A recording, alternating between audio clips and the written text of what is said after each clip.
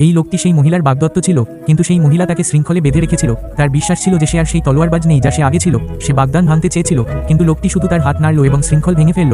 সে মহিলাকে সতর্ক করল যে কোনো সিদ্ধান্ত ভেবে চিনতে নিতে। মহিলা তার উপহাস করে বলল যে সে শুধু স্বপ্ন দেখছে এবং তারপর তার তলোয়ারটি তার দিকে চালিয়ে দিল, কিন্তু লোকটি মাত্র 2 আঙুল দিয়ে সেই আঘাত থামিয়ে দিল। সে পাল্টা এমন আঘাত করল যে মহিলা বাতাসে উড়ে ঘরের অন্য প্রান্তে পড়ে গেল।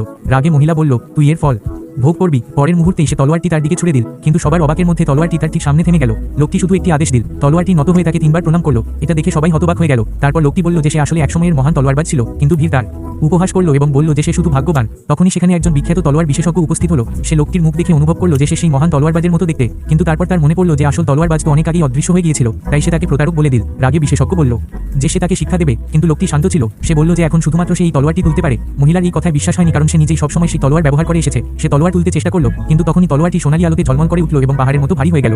মহিলা একটুও তুলতে পারল না। তলোয়ার বিশেষজ্ঞ মনে করল যে এটা কোনো চালাকি। সে এগিয়ে গিয়ে পুরো শক্তি দিয়ে তুলতে চেষ্টা করল। তলোয়ার ধীরে ধীরে উপরে উঠতে লাগলো। ভিড়ের মধ্যে হাততালি বেজে উঠল, কিন্তু পরের মুহূর্তেই তলোয়ারটির আসল ওজন বিশেষজ্ঞকে মাটিতে ফেলে দিল। অপমানিত বিশেষজ্ঞ রাগে ফেটে পড়ল।